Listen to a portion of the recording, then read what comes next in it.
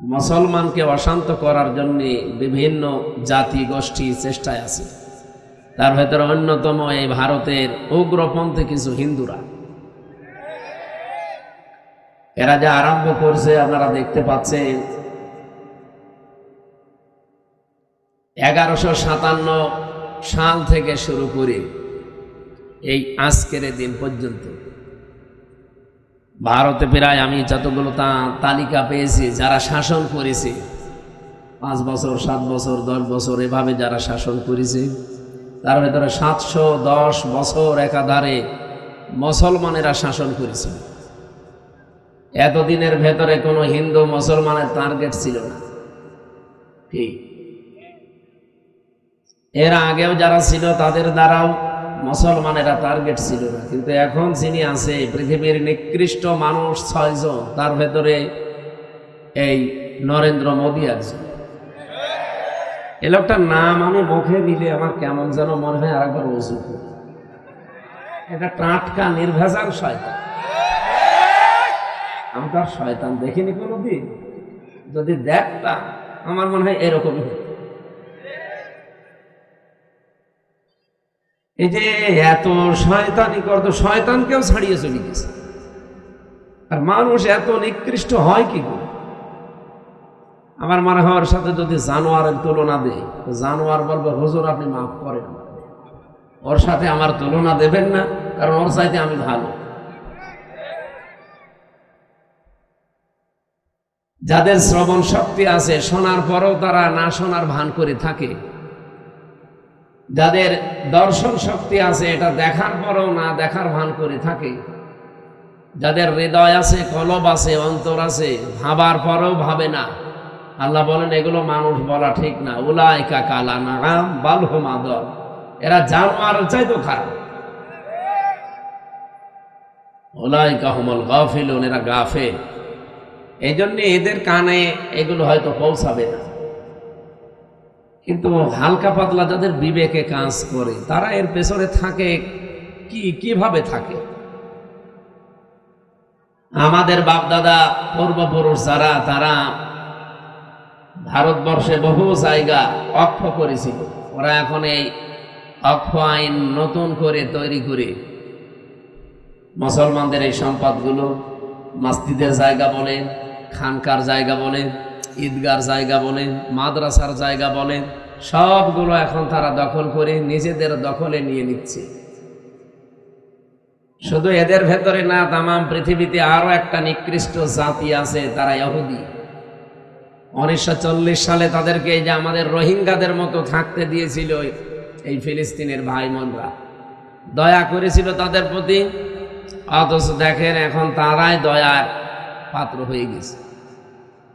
তাদেরকে নিজেদের বাড়ি ঘরকে উৎখাত করে তাড়িয়ে সেই জায়গা তারা দখলবাজি করে সব নিজেদের আয়ত্তে নিয়ে নিচ্ছে।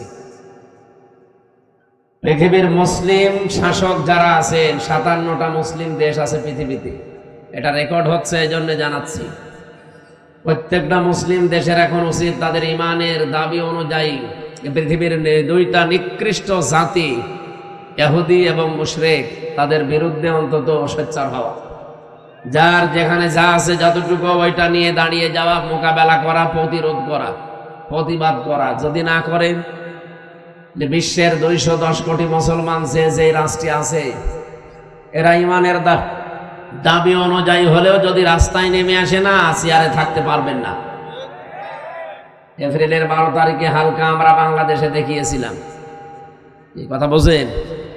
12 তারিখে দেখানোর পরেই 13 তারিখে অলরেডি একটা বৈঠক হয়েছে লন্ডনে, আপনারা হালকা পাতলা জানেন।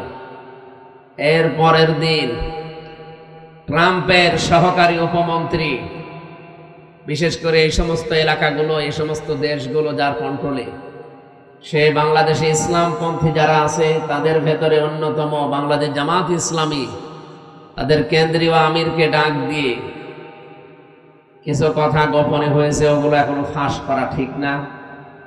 আপনি চিন্তা করতে পারেন, ট্রাম্পের উপমন্ত্রী একজন বাংলাদেশ জামাত ইসলামী এবং ইসলামপন্থী যারা আছে তাদেরকে ডাক দিয়ে বৈঠক করে। এটা কি ভেতরে কোনো কারণই নেই নাকি? আমাদের নাম শুনলে যারা 2-3 বার করে বমি করে, আর তারা এখন ডাকতেছে। বিশ্ব দেখিয়ে দিয়েছে, বিশেষ করে এপ্রিলের 12 তারিখ বাংলাদেশে একটা ইতিহাস বানিয়েছে। এতদিন পর্যন্ত যারা এই দেশে অন্তত একটু হালকা পাতলায় আশায় ছিল যে বাবু আবার আসবে, 12 তারিখের পর থেকে তাদের আশা গুড়ে পাবে। এই জন্য 15 তারিখে যে মানুষগুলো ফ্যাসিস্ট ছিল, স্বৈরাচার ছিল, তাদের দোসর যারা, তারা এখন অনেকে জেলখানায় আছে, এখন অনেকে পালিয়ে আছে। জেলে 8 মাস পর্যন্ত আমরা দেখতাম তাদেরকে আদালতে তুলতে হলে জামায় আদরে নিয়ে যেত। কিন্তু গত পরশুদিন যা করেছে, পেছনে হাত বেঁধে হ্যান্ডকাপ লাগিয়ে কথা বললে চড় দেবে, এইরকম একটা দৃশ্য আমরা দেখতে পাই। তার মানে প্রশাসন এখন বুঝতেছে যে না, বাবুর দ্বারা আর হবে না। বাবু যতই চাপাবাজি করুক না কেন, চাপা সব শেষ। এই জন্য এই সমস্ত মন্ত্রীদের, এমপিদের, এত বড় বড় নেতাদের সামনে প্রশাসন 2-3 হাত দূরে থাকতো, আর এখন পেছনে হাত বেঁধে চোরের মতো, ডাকাতের মতো নিয়ে যাচ্ছে। এতটুকুতে হবে না। আমার মনে হয় এদেরকে মাথায় দড়ি দিয়ে, ডান্ডা বেড়ি পরিয়ে আলেমদের সাথে যা করেছে এই 15.5 বছরে ওদের সাথে তাই করা দরকার। কামরুল টাক কালকে দেখেছেন না কি করে হাত বেঁধে পেছনে নিয়ে যাচ্ছিল, মনে হচ্ছে যে গরু চুরি করেছে। আসলে তো এগুলো চোর ছিল। আমরা চাচ্ছি এই যে এই দেশে যারা এখন খুব বেশি বেশি বলছেন যে নির্বাচন চাই, নির্বাচন চাই, প্রত্যেকে আমরা এর পক্ষে আছি। কারণ এই দেশে যতদিন নির্বাচিত সরকার না বসবে, ততদিন পর্যন্ত অনেকের ষড়যন্ত্র বন্ধ হবে না। এটা বন্ধ করার জন্য নির্বাচিত সরকার মাস্ট বি দরকার। কিন্তু তার চাইতেও আগে দরকার যে 2732 জন মানুষ জীবন দিল, তাদের রক্তের অন্তত কিছু দেখানো। কেন তারা রক্ত দিয়ে গেল? কোনো কাজ নেই? আপনি কি মনে করেন আবু সাঈদের জীবনের কোনো দাম নেই? মুগ্ধর জীবনের কোনো দাম নেই? রায়হানের জীবনের কোনো দাম নেই? তার জীবনও আমার আপনার মতো নিজের কাছে এরকম মূল্যবান ছিল। এখানে গল্প করেন, করে দেন, একটা কথা বলবেন, এদিকে তাকিয়ে থাকেন।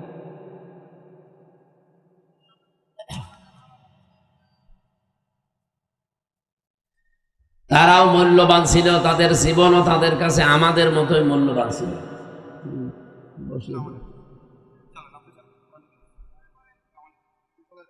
সম্মানিত ভাইরা, আমরা চাচ্ছি সবচাইতে বেশি যে মানুষগুলো এই 15.5 বছরে পৃথিবীর নিকৃষ্ট মানুষ যে 6 জনের নাম বললাম, তার ভেতরে আর একজন যিনি পালিয়েছেন। আপনি এখন ইন্টারনেটে সার্চ দেন, 6 জনের নাম আসবে পৃথিবীতে নিকৃষ্ট মানুষ তারা। তার ভেতরে নরেন্দ্র মোদী একজন। আমি নাম নিলাম না, আমাদের দেশেরটা বদনাম হয়ে যাবে, রেকর্ড হচ্ছে তো, ওইটাও একজন। মানুষ এত খারাপ হতে পারে, এত নিচে নামতে পারে। কয়েকদিন আগে একটা ভিডিও ছেড়েছিল যে হ্যাঁ, দেশের মানুষ শুধু আমারই গালি দেয়, আমারই দোষ, আমি সব একা খেয়েছি, আর কেউ খায়নি। আমার ছোট বোন যে এত খাইলো, তারে কিছু বলে না। এরপরে শব্দ আর বলা যাচ্ছে, সবগুলো খালি খায় খায় পাঠিয়েছিল। মানে কি করেছে দেশে। আমি কয়েকদিন আগে মালয়েশিয়া, সিঙ্গাপুর, থাইল্যান্ড এই দেশগুলোতে ছিলাম। এই শয়তানরা অধিকাংশ গুলো ওই দেশগুলোতে পালিয়েছে, কিন্তু ওই সাহেব পাড়া বানিয়েছে, থাকে না। সেকেন্ড হোম যেখানে, সেখানে তালা লাগানো, থাকে হচ্ছে হোটেলে। যে হোটেলে উঠে দেখি নিচে 2 জন বসে চা খাচ্ছে। কি গো হুজুর, আমরা আগেই পালিয়েছি। পালালেন কেন? এমন কাজ কেন করা লাগবে যে অন্তত চেয়ার শেষ হলেই পালানো লাগে? আর আপনি পালিয়ে হোটেলে কয়দিন থাকবেন? আপনার না 620টা বাড়ি, একটা বাড়িতেও তো থাকতে পারেন না। আপনার মাথা খারাপ হয়ে যাওয়ার কথা না যে একটা লোক 620টা বাড়ি, ও এক একটা বাড়িতে যদি 1 বছর করেও থাকে।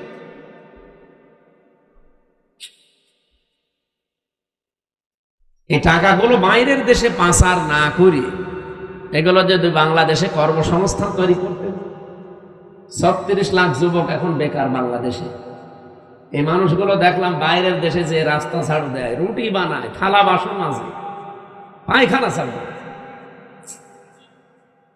এরা দেশে টাকাগুলো পাচার না করলে এই দেশের টাকা দিয়ে সম্মানজনক কর্মজীবন তৈরি করা যেত, কিন্তু নিজের এখন আর ভোগ করতে পারছেন না। আমাদের কপালেও আপনারা আগুন লাগিয়ে গেলেন। কি ঋণ এখন জানেন? এই দেশে এখন কেউ জন্ম নিলে 1,02,000 টাকা ঋণ তার মাথার উপর, অথচ এগুলো সব জন্য দায়ী এই 1628 জন মানুষ মাত্র। এই 1628 জন যদি ঠিক হয়ে যেত না, এই দেশটা মালয়েশিয়ার মতো ঠিক 2004 সাল থেকে দাঁড়িয়ে যেত। মালয়েশিয়ার মতো দেশ এই বাংলাদেশের চাইতে প্রায় 5 ডবল এত বড় দেশ, অথচ এরকম সমতল ভূমি খুব কম, শুধু পাহাড় আর পাথর। এরকম একটা দেশকে মাহাতির মোহাম্মদ দাঁড় করিয়ে দিয়েছে, বিশ্বের বুকে আছে। আর আমরা যে জায়গায় ছিলাম আরো নিচে নামতেছে, বলে ডিজিটাল হয়েছে। কিসের ডিজিটাল? বলে টাল হয়ে গেছে।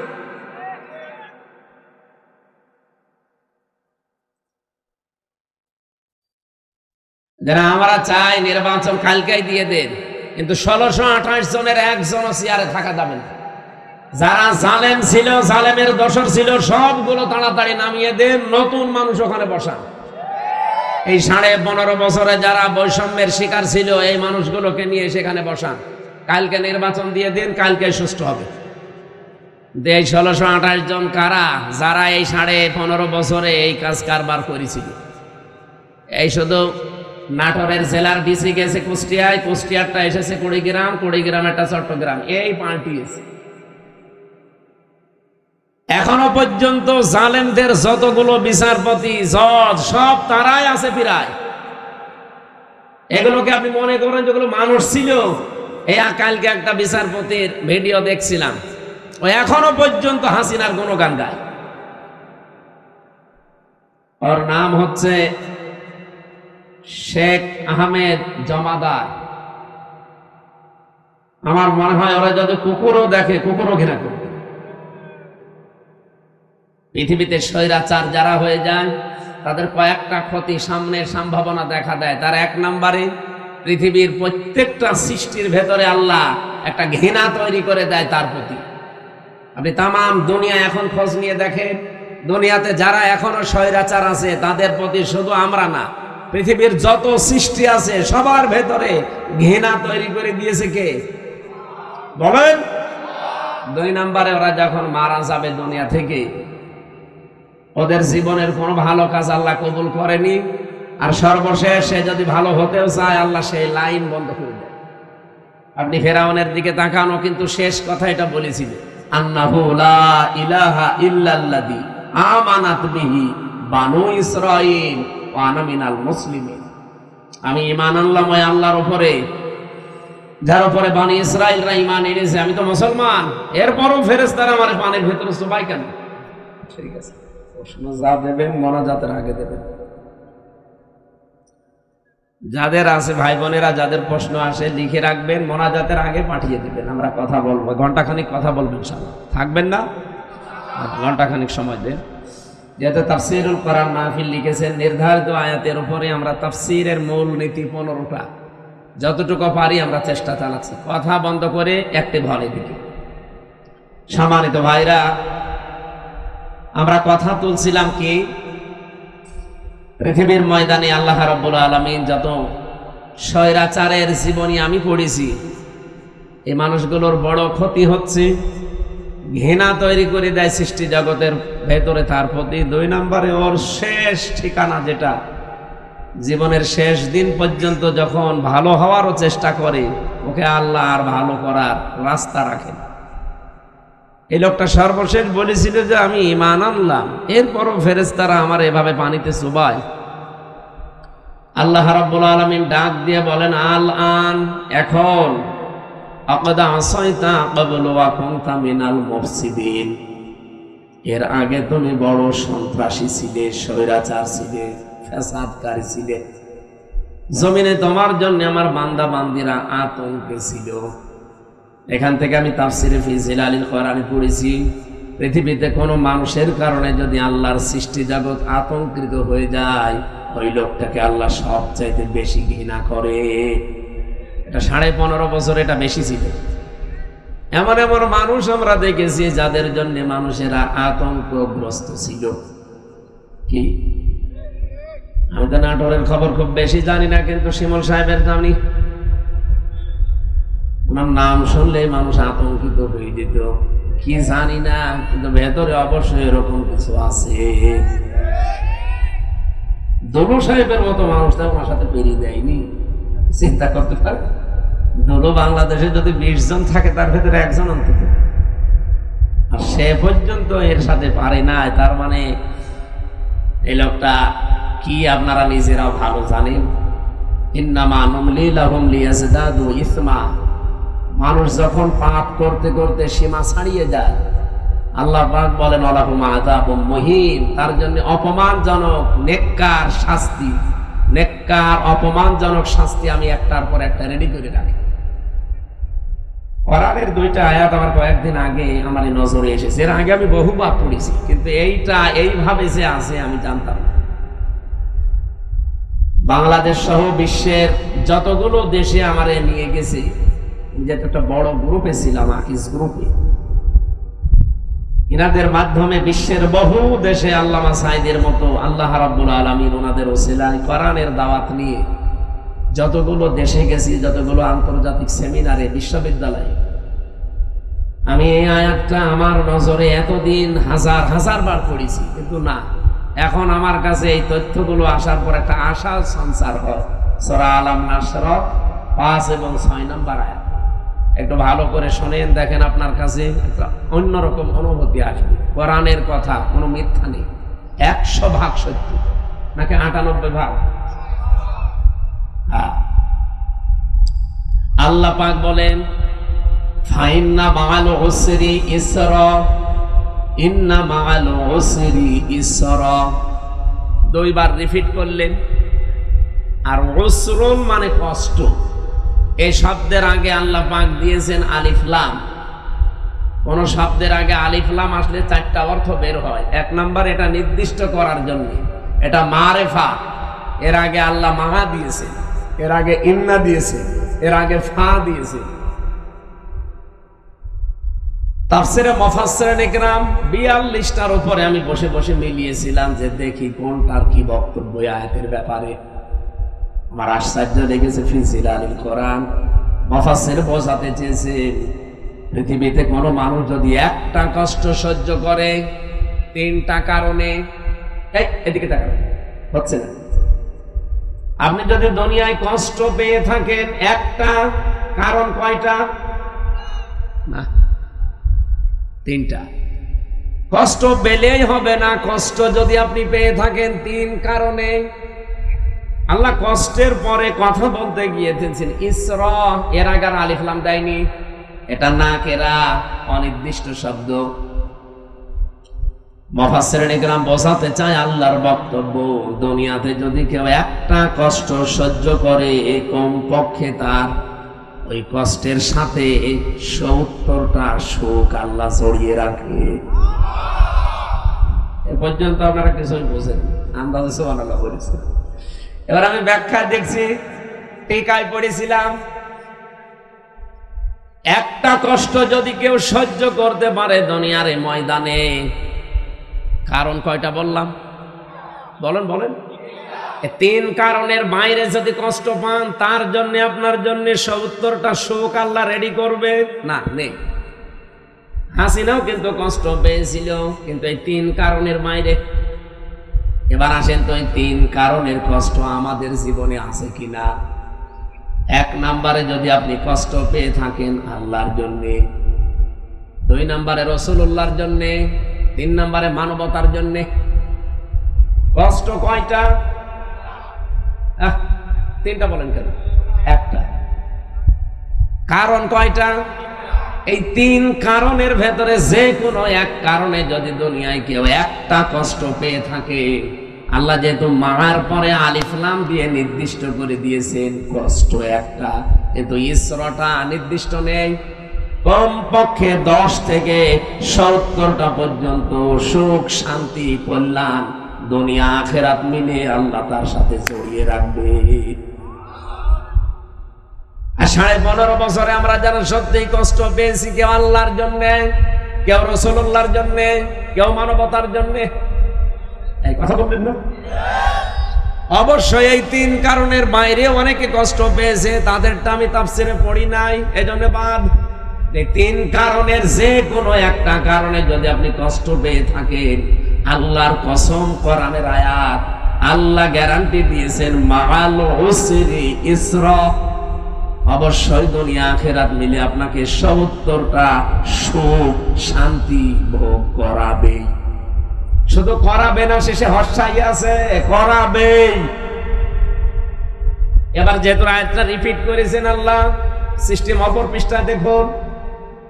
আল্লাহ পাক বলেন, দুনিয়াতে কেউ যদি একটা সুখ পায় আর ওই সুখটা যদি অবৈধ হয়, আবার বলছি, আপনি যদি একটা সুখ ভোগ করেন দুনিয়ায় আর সুখটা যদি হয় অবৈধ, একটা সুখের কারণে কমপক্ষে 70টা দুঃখ, যন্ত্রণা, কষ্ট, অকল্যাণ আপনার সাথে আল্লাহ জড়িয়ে রাখবে। এবার আমি একটা একটা করে উদাহরণ বলছি। পৃথিবীতে অনেকেই কিন্তু সুখ পেয়েছে, অবৈধ সুখ, যেমন এই যে পরকীয়া প্রেম করে সুখ পায় না, না এই এলাকায় সব নেই? যারা পরকীয়া প্রেমে লিপ্ত আছেন, আপনিও সুখ পেয়েছেন, শান্তি পেয়েছেন, কিন্তু এটা কি বৈধ না অবৈধ? বলেন বলেন। এরকম অবৈধ সুখ একটা যদি ভোগ করে থাকেন, আপনাকে আল্লাহ কষ্ট দেবে, দুঃখ দেবে কয়টা? 70টা। এবারে মিলান, 15.5 বছরে যারা ক্ষমতায় ছিল, বৈধ ভাবে না অবৈধ? তাহলে সুখ তারা পায়নি। বলেন বলেন, যত সুখ পেয়েছে সব বৈধ সুখ না অবৈধ? আপনি এবার হাসিনা থেকে শুরু করে যারা ছিল বলেন, এই 15.5 বছরে যদি অন্তত 50টা সুখ পেয়ে থাকে, আমি কি সুখের নামগুলো বলবো? আরে সুখের নাম বলার দরকার কি? আপনি তো সুখ পেয়েছেন। বাবা শাহজালাল সব হালাল করে নিয়েছিলেন। যেটা আপনার না, জোর করে সেটা আপনি দখল করে নিয়েছিলেন। নবীজির হাদিস আমি পড়েছিলাম প্রথমে, এটা হযরতে আবু যর থেকে বর্ণিত। বিশ্ব নবী বলেন, মানিদ দাআ মা লাইসা লাহু ফালাইসা মিন্না ওয়ালিয়াতাবাব্বা মাকআদাহু মিনান নার। মুসলিম শরীফের হাদিস। এদিকে তাকান। 1 নম্বরে নবীজি বলেন, দুনিয়ার এই ময়দানে যেটা তোমার না, জোর করে যদি ওটা কেউ জোর জবরদস্তি করে দখল করে নেয়, 2টা শাস্তি তার জীবনে মাস্ট বি হবে। 1 নম্বরে ওই দিন থেকে ফালাইসা মিন্না, ও আমার উম্মত থেকে বের হয়ে গেছে। 2 নম্বরে ওয়ালিয়াতাবাব্বা মাকআদাহু মিনান নার। আল্লাহ পাক বলেন, নবীজি বলেন, এটা মুসলিম শরীফ যে নবীজির কথা, ও নিজের জায়গা যেন জাহান্নামে একটা লিখে বরাদ্দ করে রেখে দিয়েছে। এখানে হাদিসের ব্যাখ্যায় মুহাদ্দিস যারা, তারা ব্যাখ্যা করতে গিয়ে দিয়েছেন, যে জিনিস আপনার না, ওইটা যদি আপনি আবার নিয়ে নেন, আপনার জন্য এই 2টা শাস্তি। কিন্তু আপনার জিনিস যদি কেউ দখলে রাখে, ওইটা যদি আপনি ফেরত নেন, এটার জন্য আপনার ওই 2টা শাস্তি নেই। বোঝেননি? আমি জানি না। আপনার যে জিনিস দখল করে নিয়েছে একজন, আপনি যদি এখন কিছু পেয়ে ওইটা আবার নিজের আয়ত্তে নিয়ে নেন, আপনার জন্য হাদিসে বর্ণিত ওই 2টা শাস্তির একটাও হবে না। কিন্তু যে জিনিস আপনার না, জোর করে যদি আপনি নিজের দখলে দুনিয়ায় নিয়ে নেন, আপনি ওই দিন থেকে নবীর উম্মতের বাইরে চলে গেছেন। আপনি নামাজ পড়তে পারেন, রোজা রাখতে পারেন, হজ করতে পারেন, কিন্তু নবীর উম্মত আপনি আর নেই। কিন্তু ওটা যদি আপনারই ছিল, দখল করেছিল একজন, সেটা আপনি আবার ফেরত পেয়েছেন, আপনার জন্য শাস্তি না। এই বাংলাদেশে অনেকের নামে আমরা দেখি, খালি চাঁদাবাজির কথা শুনলে, একজনের জিনিস নিয়ে নিয়ে, এটা শুনলে খালি এক দলের প্রতি আর এক দলের প্রতি এই যে কাদা ছোড়াছড়ি চলছে। আরে ভাই, আপনাকে আগে বাস্তবতা বোঝা লাগবে। যেই লোকটার কাছ থেকে 15.5 বছরে আপনি কত কিছু নিয়েছেন নিজের বিবেককে জিজ্ঞাসা করেন। এই মানুষগুলো যদি এখন সেগুলো ফেরত পায়, ফেরত নিয়ে নেয়, সে তো আর জোর জবরদস্তি করে নিয়ে তার নিজের জিনিস সে নিয়েছে। এরকম কিছু যদি হয়ে থাকে তাহলে হাদিসের এই দুইটা শাস্তি তার জন্য না। আমি আবার বলছি, আমি নিজে একজন ভিকটিম। এই 15.5 বছরের ভেতরে বিশেষ করে 3 বছর জেলে থাকাকালীন আমার বাবার বৈধ সম্পদ, এবং আমি চাকরি করতাম আকিস গ্রুপে, খতিব ছিলাম, সেখান থেকে তারা অবৈধভাবে বহু টাকা এমনিতেই নিয়েছে। নাকি আমার কাছে টাকা পাইতো? বলেন। আমার ধরার পরে বলেছিল 50টা মামলা দেব, এক্ষুনি 10 লাখ টাকা দেওয়া লাগবে। বাবা তো গ্রাম্য মানুষ, জমি জায়গা বিক্রি করে যা তা করে ওরে 8 লাখ সঙ্গে সঙ্গে দিয়েছিল। ও শয়তান তারপরও 8 মামলা দিয়েছে। এভাবে খ্যাপে খ্যাপে বাবার কাছ থেকে প্রায় 32 লাখ টাকা নিয়েছে। আকিস গ্রুপের কাছেও নিয়েছে প্রায় 30-32 লাখ। 3 বছরে বলেন তো এত টাকা যারা নিল, ওই টাকার মালিক তো তারাই, আর ওগুলো বৈধ মালিক। এখন যদি ওই টাকাগুলো আমি ফেরত চাই আমার অন্যায় হবে, কারণ জিনিস তো আমারই। আপনি তো জোর করে জবরদস্তি করে উল্টাপাল্টা মামলা দিয়ে টাকাগুলো নিলেন। এখন আপনার বিরুদ্ধে মামলা দিলে ওই টাকা যদি সরকার আমারে ফেরত দেয়, আমার দোষ কিসের? আমার জিনিস আমি ফেরত পেয়েছি। কয়েকদিন আগে যে সিরাজগঞ্জ গোল চত্বরে বসেছিলাম, তারেক জিয়া সাহেবের গ্রামে গিয়েছিলাম এক মাহফিলে, গাবতলী থানা না, ওই গ্রামে গিয়েছিলাম আগস্টের 5 তারিখের আগে। স্টেজ থেকে তাড়তে তাড়তে মাঠের ভেতরে ওসি সহ আমার প্রায় 1-1.5 কিলোমিটার দাঁড়িয়েছে। পা মা কেটে ওই দিন আমার গাড়িটা ড্রাইভারটা ধরে আটকে রেখে দিয়েছিল। পরবর্তীতে যাদের পাঠালাম তাদের বলেছে টাকা দিতে বলেন। কিসের টাকা? দেওয়া লাগবে। 1,13,000 টাকা গুছিয়ে দিয়েছিল বিভিন্ন জায়গা থেকে। ওই দিন তো আমি নিজেই পালিয়ে বেড়াচ্ছি। মে মাসের মনে হয় শেষের দিকে হবে। আগস্টের 5 তারিখের পরে সেই দেশ পরিবর্তন হয়ে গেছে, ওর নামে বিভাগীয় মামলা হয়েছে। ওরে এখান থেকে পাঠিয়ে দিয়েছে কক্সবাজারের টেকনাফে। ওর বন্ধু এখানে চাকরি করে, আর একজন খোঁজ পেয়েছে যে আমার মাহফিল সিরাজগঞ্জে, ওই জায়গা থেকে চলে এসেছে। এসে আমি চা খাচ্ছিলাম, হঠাৎ করে এসে বলছো, হুজুর আসসালামু আলাইকুম, আমারে মাফ করে দেন। কে আপনি? আমি সে বসি আজাদ। আরে ভাই আপনারাই খুঁজছি, এদিকে আসুন। আপনারাই খুঁজতেছি। আমি তো বেকার আমার গাড়িটা আটক করে নিয়ে এতগুলো টাকা নিলেন, আর আমার যে তাড়া দিয়েছিলেন, আমার বিভাগীয় মামলা হয়েছে, আমার চাকরি মনে হয় থাকবে না, আমার দিয়েছে সেই বান্ধব কি কক্সবাজারের টেকনাফে। আমি অনেক কষ্ট করে এসেছি আমার এই বন্ধুর মাধ্যমে খোঁজ নিয়ে, আপনি মানে মাফ করে দিয়েন। কোনো অনুষ্ঠানে যেন অন্তত আমার নামে কিছু বললেন না। আমি কিছু বলবো না, আগে টাকা ফেরত দেন। আচ্ছা টাকা নেই, টাকা নেই তো কিসের মাফ? 7 দিন সময় দিলাম, টাকা ফেরত দেওয়া লাগবে। আপনাদের এই নাটোরের সন্তান একজন ছিল আব্দুল বাড়ি রশিদি, এই যে সিমলায় বাড়ি, ওই ভাইয়ের গাড়ি আটকিয়েছিল। শেষ পর্যন্ত এখানে ডিস্টার্ব করা যাবে না, থাক এখানে দাঁড়িয়ে থাকবে, আপনি যান, আপনি এখানে এসে বসেন। তো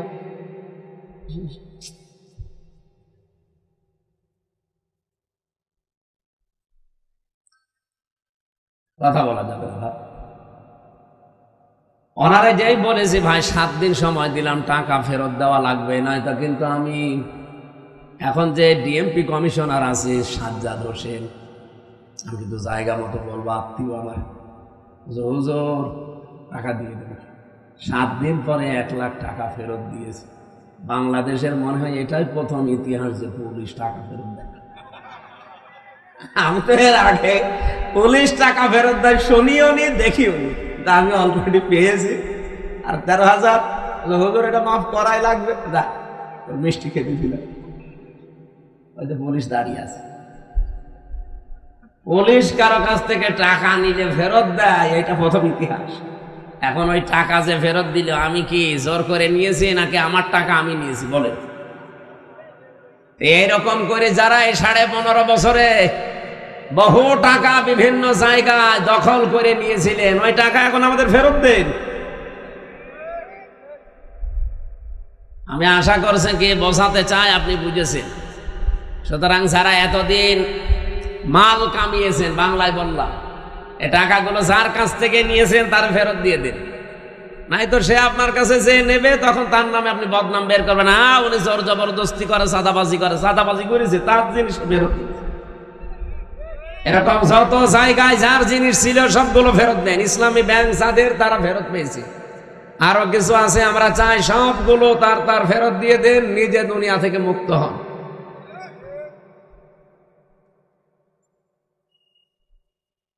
একজন ওসিকে পেয়েছিলাম জেলখানায়, আমি তো ফাঁসির কন্ডেম সেলে থাকতাম সব সময়।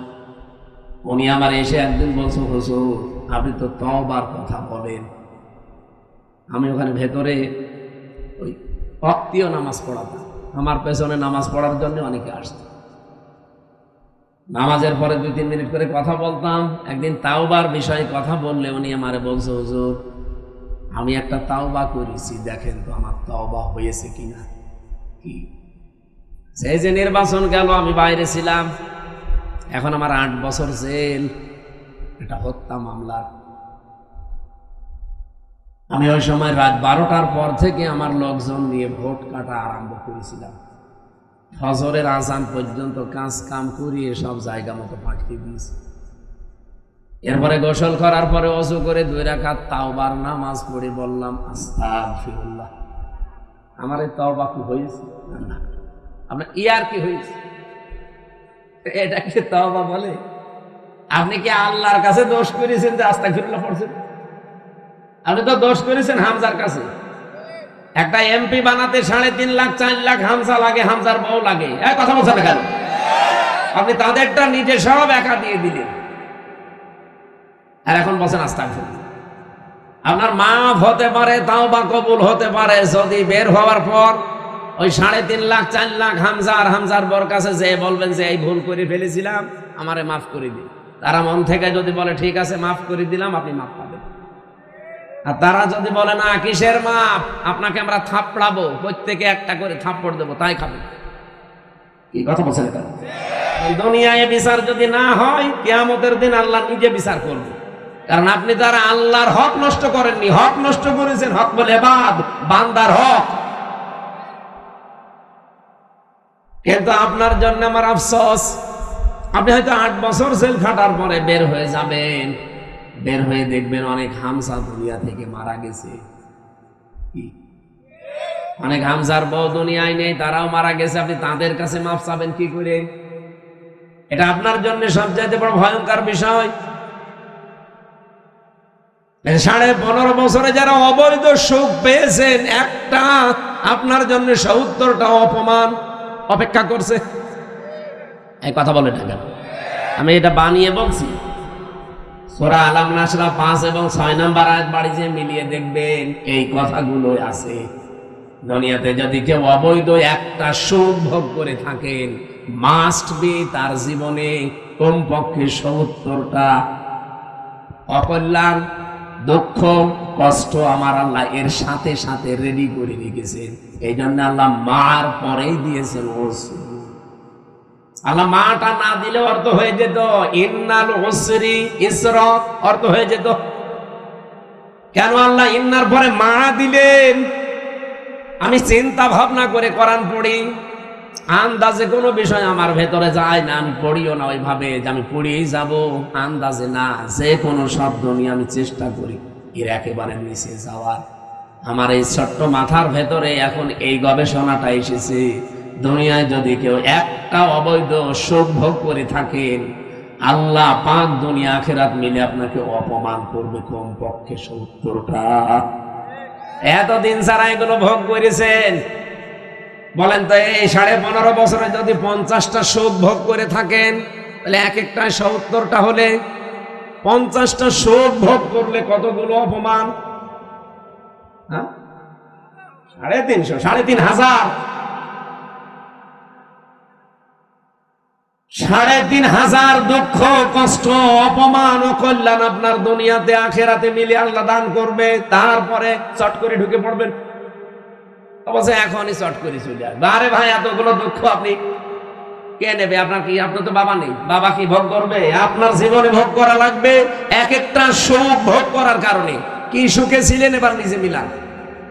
15.5 বছরে যারা সুখ পেয়েছেন, একটা অবৈধ সুখের কারণে 70টা করে কষ্ট আপনার পেছনে লেগে আছে। এই জন্য মা আছে যারা আরবি গ্রামার বোঝে, ওদের জিজ্ঞাসা করেন। আমি আবার বলছি, দুনিয়াতে সত্যি যদি আমরা কেউ আল্লাহর জন্য কষ্ট পেয়ে থাকি, মানবতার জন্য কষ্ট পেয়ে থাকি, রাসূলুল্লাহর জন্য কষ্ট পেয়ে থাকি, একটা কষ্টের জন্য কমপক্ষে দুনিয়া আখিরাতে 70টা সুখ আল্লাহ রেডি করে রেখেছে। এই জন্য আমরা আশায় বুক বাঁধি, যত কষ্ট এই দেশের মানুষেরা আল্লাহর জন্য, রাসূলুল্লাহর জন্য, ইসলামের জন্য, মানবতার জন্য সহ্য করেছি, আগামীর এই দেশ আমার আল্লাহ অবশ্যই অবশ্যই কোরআনের হাতে দেবেন। কোরআনে কারীম দিয়ে যদি এই দেশটা চলে, এর ভেতরে 500 আয়াত আছে শরীয়তের বিধান, 6666টি আয়াতের মাত্র এই 500 বিধান যদি দেশে রাষ্ট্রীয়ভাবে কায়েম হয়ে যায়, আপনি দেখবেন এই দেশটা একটা মিনি জান্নাত হয়ে গেছে। মরণের পরে জান্নাত পাওয়া যাবে সেটা তো অনেক পরে।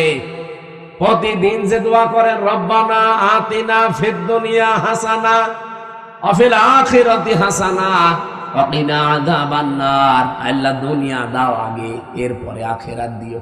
কেউ কি আগে বলে আখিরাত দিও তারপরে দুনিয়া দিও? বলে কেউ? কেউ বলে না। আর আল্লাহ ওইভাবে শেখানো নি, উনি শিখিয়েছেন ধারাবাহিক।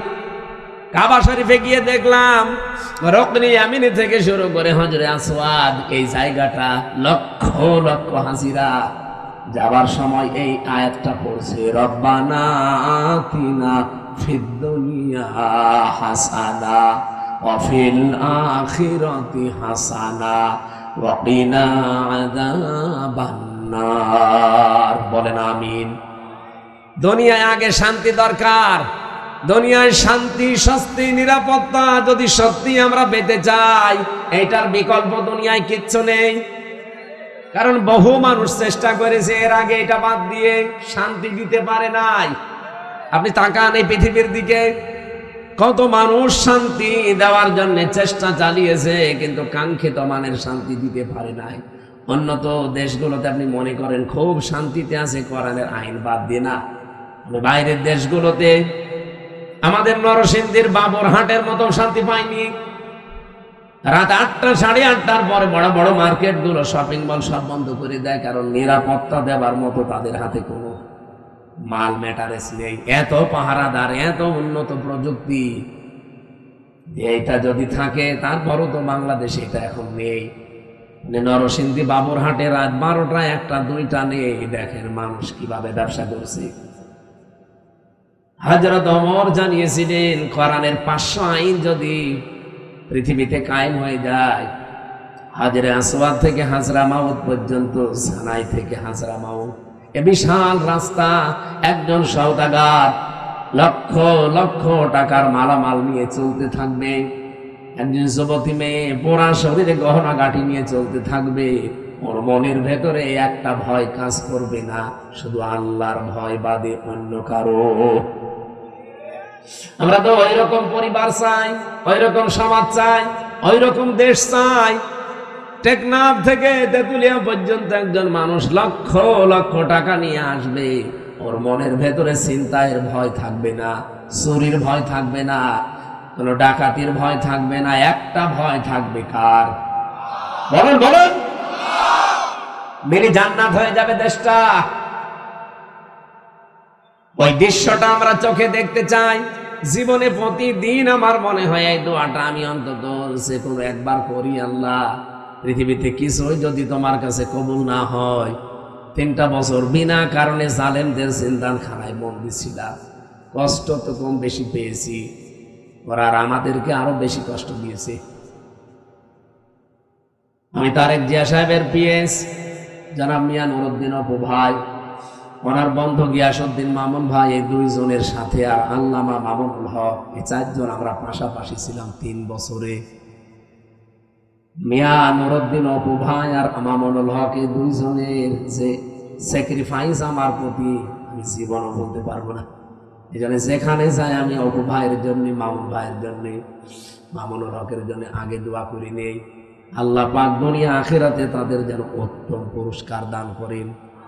বহু কষ্ট পেয়েছে লোকগুলো বিনা কারণে, বিশেষ করে অপু ভাইয়ের মতো মানুষ। এখন পরিবর্তন হয়ে গেছে যতটুকু, কি কষ্ট দিত এই মানুষগুলো। 24 ঘন্টা সিসি ক্যামেরা লাগিয়ে, 2 জন পাহারাদার আমাদের 4 জনের জন্য আলাদা বসা, 24 ঘন্টা তালা লাগানো, ফাঁসির কন্ডেম সেলে। মনে হচ্ছে আমরা কি করেছি। খালি ওনাদের তারেক জিয়ার সাথে সম্পর্ক আর আমাদের ইসলামের সাথে সম্পর্ক এই। তাছাড়া আমার কি দোষ পেয়েছিল বলে? আমারে মামলা দিয়েছে, আমি নাকি আনসারুল্লাহ বাংলা টিমের প্রধান, কি অসাতা আমি জানি। সেই ভুয়া মামলা দিয়ে 3 বছর রেখে দিল। আরে জেলে দিলেও তো থাকা যায়, নাটোরে তো জেলখানা, জেলা কারাগার গুলোতে থাকা আর বাড়িতে থাকা প্রায় সমান। কিন্তু আমাদের এই গেছিল হাই সিকিউরিটি জেলে, ফাঁসির সেল, কন্ডেম সেল, ওর ভেতরে আবার 24 ঘন্টা তালা লাগানো। কিছু পড়তেও দিত। একবার কারারক্ষী আব্দুল্লাহ বললাম যে স্যার একটা বই নিয়ে এসে দিতে পারেন না? হুজুর আমার সুন্দর সুন্দর বই আছে, একটা নিয়ে দেবো। এসে দেখি দিয়েছে বঙ্গবন্ধুর আত্মজীবনী। এটা পড়ে করবো কি? না, অনেক জ্ঞান আছে এর ভেতরে, পড়েছিলাম। ওরাটা কি করবো, কোনো বই নেই তো, সারাদিন সারা রাত ওই বই। কয়েকদিন পরে থেকে আবার দায়িত্বে এসেছে, বললাম যে ওই বই শেষ হয়ে গেছে, আর একটা ভালো বই নিয়ে এসে দেন। এবার নিয়ে এসে বঙ্গবন্ধু ছেলেবেলা। আপনি আর বই পান না? ওখানে বঙ্গবন্ধু কর্নারে শুধু এই বই আছে।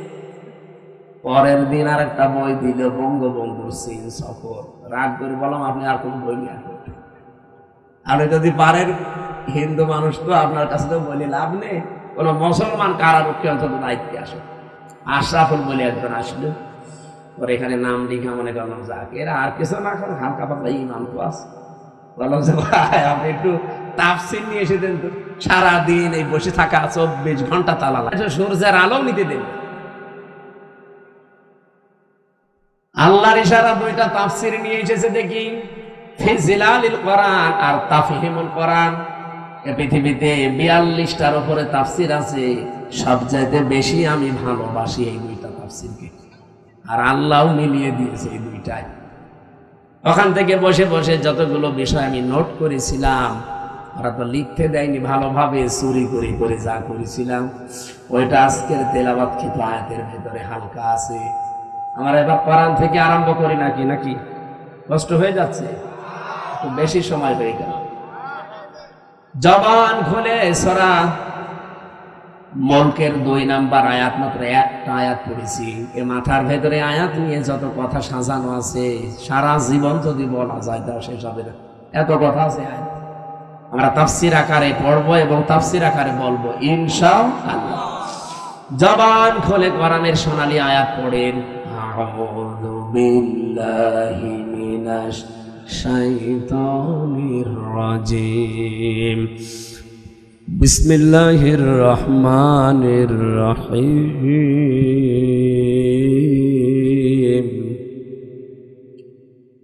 الذي خلق الموت والحياة ليبلوكم أيكم أحسن عملا وهو العزيز الغفور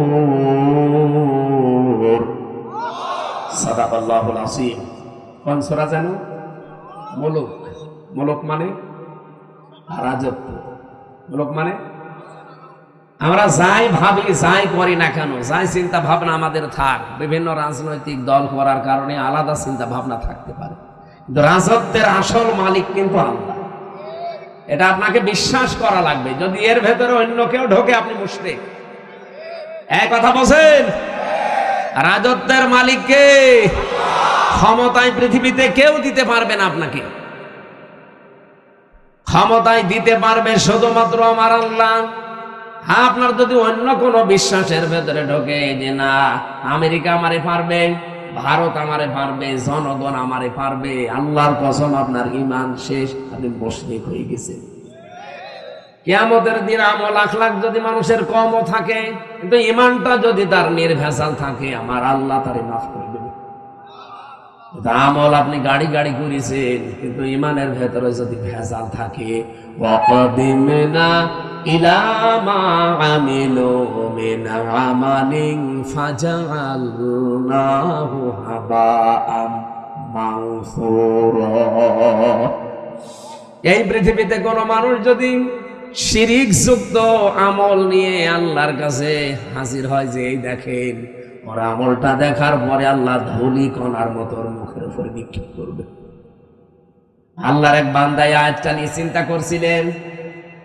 এক বাজারে গেছে বাজার করার জন্য, হঠাৎ বাজারওয়ালা দোকানদারকে 100 টাকার একটা নোট দিয়ে বাজারগুলো সদাইগুলো দিয়ে দেন। মানে টট এভাবে বলেন পালন করে বলছো হুজুরে টাকা চলে না, অচল টাকা। এর মাঝে যে একটা দাগ থাকার দরকার ওটা নেই, এটা জাল টাকা, ভেজাল, আপনি নিয়ে যান অন্য সময় দিয়ে যাবেন। যেই বলেছে এটা জাল অচল, সেন্সলেস হয়ে গেছে। লোকজন এসে বলেছে দোকানদার এই লোকটাকে মেরেছেন, বলছে না আগে ওর হোশ ফেরান। পানি দিয়ে বাতাস দিয়ে যখন হোশ ফিরিয়ে এসেছে, পরে জিজ্ঞাসা করছে ভাই আপনি অজ্ঞান হয়ে গেলেন কেন? লোকটা বলছে দেখেন ওকে আমাকে কিচ্ছু বলে নাই, মারিও নাই, বকাবকিও করে নাই, শুধু টাকা দিয়েছিলাম। টাকাটা উলট পালট করে বলছে এটা জাল টাকা, অচল, চলে না। আমার জীবনে একটা ধাক্কা লেগেছে যে আমারও তো একটা টাকার নোট আছে, তার নাম হায়াত। তার নাম কি বলেন বলেন? আমার তেলাওয়াত কিন্তু আয়াতের দ্বিতীয় শব্দই কিন্তু এটা, আল্লাযী খালাকাল মাউতা ওয়াল হায়াতা। আল্লাহ বলেন আমি তোমাদের মউত আর হায়াত বানিয়েছি। লোকটা ডাক দিয়ে বলছে আমারও একটা হায়াত আছে, একটা নোট আছে টাকার, তার নাম এই 50, 60, 70 বছরের হায়াতের জিন্দেগি। আমি যদি এখনই মারা যাই, রব্বুল আলামিন যদি আমার হায়াতটা হাতে করে বলে বান্দা এটা অচল, চলে না। এর ভেতরে শিরিকের কিছু দেখতে পাচ্ছি, এর ভেতরে মানুষ ঠকানো আমল দেখতে পাচ্ছি। এইরকম ভেজাল আমল দিয়ে, এরকম ভেজাল জীবন দিয়ে আমার জান্নাতে যাওয়া যাবে না। এই চিন্তা করে আমি সেন্সলেস হয়ে গেছি। ও নাটোরবাসী, আমরা কোথায় আছি বলেন তো? তারাও তো মানুষ ছিল। কুল্লু নাফসিন যায়িকাতুল মাউত ওয়া ইন্নামা তুওয়াফাউনা উজুরাকুম ইয়াওমাল কিয়ামাহ। সূরা আলে ইমরান 4 নাম্বার পারা 13 নাম্বার পৃষ্ঠা 13 নাম্বার লাইনের 185 নাম্বার আয়াতের প্রথম অংশে আছে। এটা তাফসীর ইবনে কাসিরে পাবেন। রব্বুল আলামিন বলেন প্রত্যেকেই কিন্তু মারা যাবে। এদিকে তাকান, এখানে যারা আমরা আছি খুব বেশি হলো আর 60 বছর, 70 বছর, খুব বেশি হলো 100 বছর পরে একজনও থাকবেন না। নতুন মানুষ এই জায়গায় এসে জমি চাষ করবে, কথা বলেন না কেন? মানে 100 বছর পরে আমরা যারা এখানে আছি নারী পুরুষ সবাই কবরের বাসিন্দা। মাত্র 100 বছর। আর যদি 200 বছর পরে আপনি এই নাটোরের এই জাঠিয়ান এলাকায় এসে যদি বলেন এই বাড়ি আমার, ওই বাড়িতে ওই সময় যারা বসবাস করবে তারা আপনাকে চেনে না, আর আপনিও তাদেরকে চেনেন না, কিন্তু বাড়ি ঘর আপনার, আপনি চিনতে পারছেন। এখন এসে যদি বলেন এই বাড়ি আমার, আল্লাহর কসম আপনাকে ঢুকতে দেবে না। আমি আমার নিজেরটা বলছি, এটা করা না আমার সামনে, আমি জেলখানায় গিয়ে এগুলো আরো বেশি উপলব্ধি করতে পেরেছি, কারণ একা একা থাকতাম। আমার বাবার নাম রিয়াজউদ্দিন, তার বাবার নাম জাহান আলী, তার বাবার নাম নমাজ আলী। এরপরে আমি আর চিনি না, সত্যি কথা বলছি, এরপরে পুরুষ আমি আর চিনি না। আর আমি নমাজ আলীকে দেখি নাই, আমি জাহান আলী পর্যন্ত দেখেছি। এখন এই নমাজ আলীর বাবা মাত্র 70-72 বছর আগে মারা গেছে। এই লোকটা এখন যদি এসে বলে কুষ্টিয়ায় এই 2 তলা বাড়ি আমার, এই ভিটা আমার, দাঁত মুখ খুলে ফেলবো না? বন্ডামি করা যায়? কিসের নমাজ আলীর বাপ আপনি? আমি তো নমাজ আলীকে চিনি না। এক কথা বলছে না। বলেন তো আমার বাবা রিয়াজউদ্দিন, জাহান আলী, নমাজ আলী, তারপরে না চিনি না। আমি তো 3 পুরুষ পর্যন্ত বললাম। এ ভাইরে জিজ্ঞাসা করুন তো, 3 পুরুষও পারবে না? 2টা পারবে মনে হয়। তাহলে ওরা 3 পুরুষের আগে 4 নাম্বারটা যদি এখন এসে নাটোরে ওনার বাড়িতে বলে যে এটা তো আমার বাড়ি ছিল, আমি এখানে থাকতে চাই, কসম আল্লাহ যত বড় দাড়ি হোক বাড়ি উঠতে দেবে না। বলো আপনার জায়গা না থাকলে মসজিদে থাকেন, সকালবেলা চলে যে। এই যে পাশের জেলা রাজশাহী, 3 দিন আগের ঘটনা কি ঘটেছে দেখেছেন? 4টা ছেলে মেয়ে লোকটা, অথচ ট্রেনের নিচে মাথা দিয়ে মরে গেল। 4টা ছেলে মেয়ে, 8 মাস আগে তার বউটা মারা গেছে। না, আমি শুধুমাত্র ওই ছেলে মেয়েকে দোষ দেই না, ও বাবারও দোষ আছে। কারণ কোরআনে কারিমের যে নির্দেশগুলো ছিল সন্তান হওয়ার পরে 11টা, আমি খালি জন্ম দিয়ে ছেড়ে দেবেন তা না। ওই 4টা ছেলে মেয়েকে যদিও কোরআনে বর্ণিত 11টা শিক্ষা দিত, যে বৌমা 2টার কারণে লোকটা আত্মহত্যা করলো, ওই রকম বউ ছেলেরা 14টা বাদ দিয়ে দিত। আমাদের জাতির পিতা হযরত ইব্রাহিম আলাইহিস সালাম তার সন্তান ইসমাইলকে বলেছিলেন যে তোমার ঘরের চৌকাঠটা পাল্টিয়ে ফেলো, তার মানে তোমার এই বর আচরণ ভালো না, এরে পাল্টিয়ে ফেলো। উনি কিন্তু বুঝে ফেলেছিলেন যে বাবার মনে দুঃখ দিয়েছে। এই জন্য এখানে একটা মাসলা বের হয়, আপনার বাবা যদি ইসলামী কোনো কারণে আপনার বউ বাদ দিয়ে দিতে বলে, বাবার কথা অনুযায়ী বউ বাদ দেওয়া যায় আছে, কিন্তু 4 কারণে। আপনি বাবা ওই যে যৌতুকের টাকা পাইনি এই জন্য বাদ দিতে বলছে, ওই রকম বাবার কথা মানা যাবে না। এরকম বাবা আছে না, যে চাহিদা ছিল সে পর্যন্ত হয়তো পূরণ করতে পারেনি। এমনকি অনেকে এই যে বরযাত্রী নিয়ে যাওয়ার সময় ছেলের বাবা এই কথা বলে যে বিয়ায় আমি কিচ্ছু চাই না, শুধু 500 লোক খাওয়াবেন। আপনি কি ফকির নাকি? আর বরযাত্রী যাওয়ার এই সিস্টেমটা বন্ধ করা দরকার। এটা ইসলাম না, এটা হিন্দুদের কালচার। কোথায় পেয়েছেন এই সিস্টেম? বরযাত্রী ইসলামে আছে? ইসলামে আছে অলিমা। অলিমা ছেলের বাড়ি হয় না মেয়ের বাড়ি হয়? আর যে বরযাত্রী কোন বাড়ি? কোথায় পেয়েছেন ভণ্ডামি? এটা বাদ দেওয়া লাগবে আজকে। যারা এখানে আছেন মুসলমান, অন্তত অন্য ধর্মের লোক নেই, আজকে থেকে হিন্দুদের এই কালচার বাদ। কোন বাড়িতে কেউ বরযাত্রীর দাওয়াত দিলে যাবেন না। বলে না ও হারাম, আমি খাবো কোন কারণে? কারণ মেয়ের বাবা যদি মন থেকে আপনাকে কিছু না দেয়, যা নেবেন একটা পান নিলেও পানটাও হারাম। আর আপনি মরণের খাওয়া খান, যে 10 পিস করে গোস্ত খায়, তারপরও বলে না কিছুই হয়নি। তোর হবে কি করে? অত রাক্ষস। বরযাত্রী যাওয়া যাবে? গিয়েছেন কোনদিন?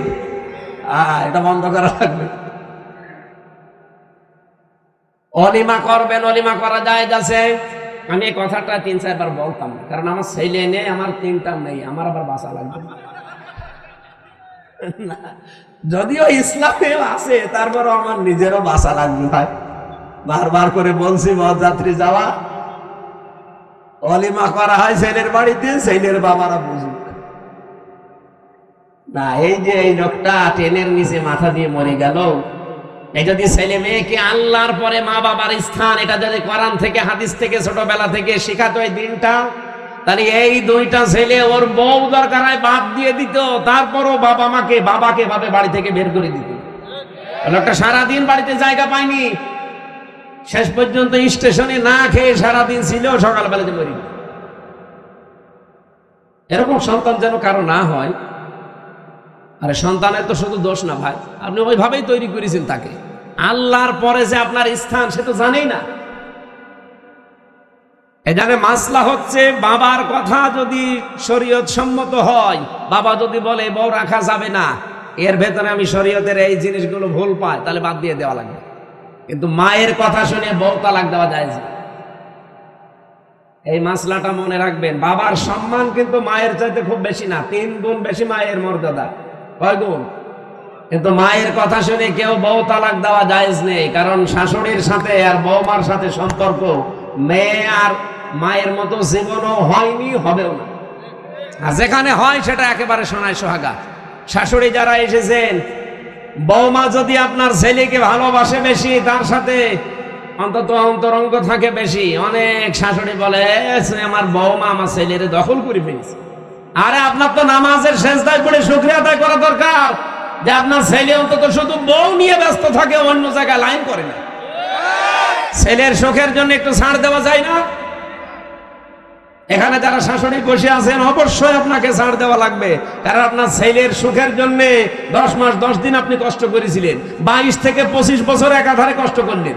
এখন আরেকজনের হাতে অন্তত সে আছে, তার সুখের জন্য একটু স্যাক্রিফাইস করা লাগবে আপনাকে। এরকম শাশুড়ি আমরা চাই। এরকম মা আমাদের দরকার নেই। এই মার এদিকে মন পাওয়া যায় না, ওদিকে বউর মন পাওয়া যায় না, শেষে আমরা রুগী হয়ে যাই। এরকম পরিবার দেশে নেই? বলেন নেই না? সম্মানিতা শাশুড়ি যারা আছেন, আপনাদের আমি হাতে পায়ে ধরে বলছি, আপনার বৌমার সাথে আপনি মেয়ের মতো ব্যবহার করেন। পরিবারে হামকা শান্তি আনতে হলে এটা আপনার লাগবে। খালি খাই খাই নাই নাই এ করে করে যে অশান্তি তৈরি করে রাখেন ছোটখাটো জিনিস নিয়ে। হয়তো বৌমার জন্য 1000 টাকার দিয়ে একটা শাড়ি কিনেছে, মায়ের জন্য 800 টাকা দিয়ে, 200 টাকা কম বেশি, এই ঝগড়া চলছে। বেশি বলে ফেললাম। এরকম পরিবার দেশে নেই? আপনি মনটা উদার করতে পারেন না যে আমি তো সারা জীবন অন্তত ভোগ করেছি, এখন যুবতী মেয়ে ওরা করুক। আর আপনার বাইরের মানুষ তো আপনার ছেলের অন্তরঙ্গ, একটু শান্তিতে থাকলে আপনার ছেলেও শান্তিতে থাকবে। বহু পরিবারে এরকম অশান্তি দেখি শুধুমাত্র এই শাশুড়ির ছোট মনের কারণে। নাকি নাটোরে আমার মনে হয় বেশি বলা হয়ে গেল। আছে এরকম না, জানি। সম্মানিতা মা বোন যারা এসেছেন, বিশেষ করে পুত্রবধূ, আপনি আর 100 বছর পরে বললাম তো থাকবেন না। আল্লাহর কসম, দুনিয়া যেহেতু থাকার জায়গা না, শাশুড়িকে নিজের মায়ের মতো ভাবতে শুরু করেন আজকে থেকে। তো মুরব্বী মানুষের কিছু উল্টা পাল্টা হতেও পারে, নিজের মা বাবা ভুল করলে তো মাফ করে দেন।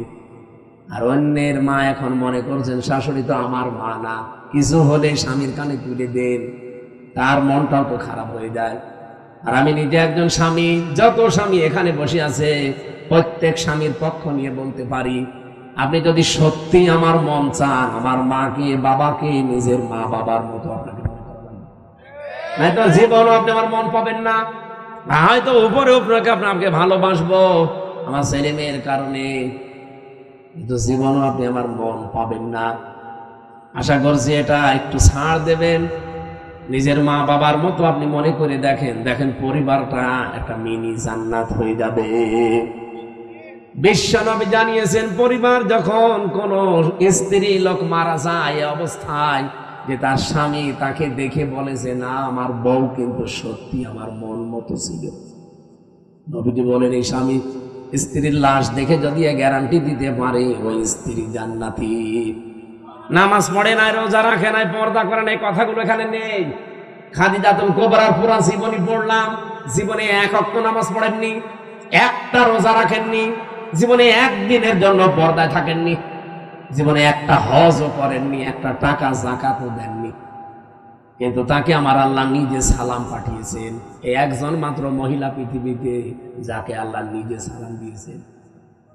আর নিজে জান্নাতে ঘর বানিয়ে তার জন্য সুসংবাদ পাঠিয়েছেন এই একটা মাত্র মহিলা। অথচ জীবনে কোনোদিন নামাজে 1 ওয়াক্ত পড়েননি, একটা রোজা রাখেননি, জীবনে একদিনের জন্য পর্দায় ছিলেন না। কারণ কি? কারণ এগুলো সব নাজিল হয়েছিল তার ইন্তেকালের পর। কথা বুঝে? এই বিধানগুলো সব নাজিল হয়েছিল তার ইন্তেকালের পরে, এজন্য উনি করতে পারেননি। কিন্তু আল্লাহ তাকে সালাম দিয়েছেন এবং ঘর জান্নাতে বানিয়ে আলাদা তার জন্য পাঠিয়েছেন। এমন একটা ঘর খাদিজার জন্য আল্লাহ বানিয়ে রাখলেন যে ঘরের ভেতরে কোনো নয়েজ নেই, কোনো আওয়াজ নেই, গোলমাল মুক্ত। তার জীবনী পড়তে গিয়ে আমি ব্যাখ্যায় পেয়েছি এটা একটাই মাত্র কারণ। কি? একটাই মাত্র কারণ, হযরতে খাদিজাকে আল্লাহ জান্নাত দেওয়া, সালাম দেওয়া, যে জীবনে কোনোদিন তিনি স্বামীর মনে একদিনের জন্য দুঃখ দেয়নি। স্বামী যখন বাইরে থেকে আসতো ঘরটা নয়েজ মুক্ত রাখতেন, আওয়াজ মুক্ত রাখতেন, একটা নির্মল শান্ত পরিবেশ তৈরি করে দিতেন ঘরটায়, মনে হচ্ছে বাইরে থেকে এসে জান্নাতে আছে। আল্লাহ এত খুশি হয়েছিলেন স্বামীর এই আচরণটাই, নিজে সালাম তো পাঠিয়েছেন, আবার জান্নাতে ওরকম একটা আলাদা ঘর বানিয়ে সুসংবাদ পর্যন্ত দিয়েছে। আমি নিজে স্বামী সহ যত স্বামী এখানে বসে আছি, আমি গ্যারান্টি দিয়ে বলতে পারি, একটা স্বামী এখন হাত তুলতে পারবেন যে জীবনে কোনো দিন একদিনের জন্য আমার স্ত্রী আমাকে একটা দুঃখ দেয়নি? হাত তোলেন তো। নেই।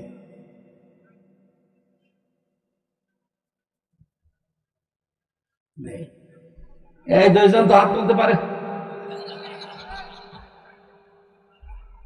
ক্যামেরা এদিকে মারে না, আমি হাসির জন্য বলি নাই, চিন্তা করে দেখেন আমিও হাত তুলতে পারলাম না, যদিও ম্যাডাম মনে হয় দেখছে, যা করে করবে, কপালে যা আছে।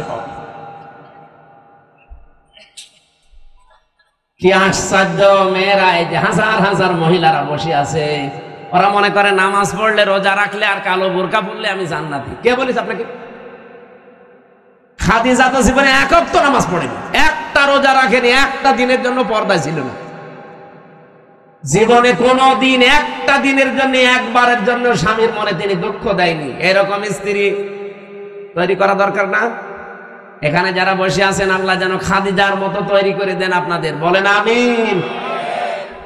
না, সিস্টেমটা যদি উল্টিয়ে ফেলি, ওরা যদি বলে হুজুর এটা একটু বলেন তো, এখানে এমন কোন স্বামী আছে কিনা যে জীবনে একদিনের জন্য স্ত্রীকে একটা দুঃখ দেয়নি?